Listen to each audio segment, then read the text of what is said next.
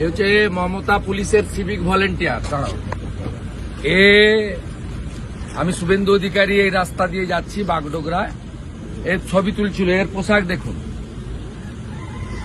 Kolkata high court বলেছে civic volunteer শুধুমাত্র ট্রাফিকের ডিউটি করবে।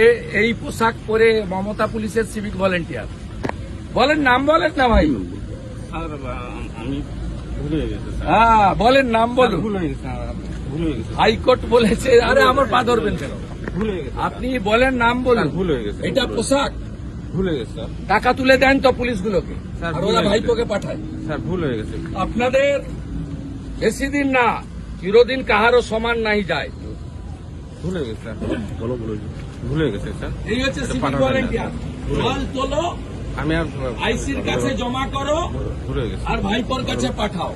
দেখুন পোশাক দেখুন, সব মোড়ে দাঁড় করিয়ে রেখেছে মমতা। ভুলে গেছি স্যার। আমি আর সব মোড়ে একটা করে দাঁড় করিয়ে।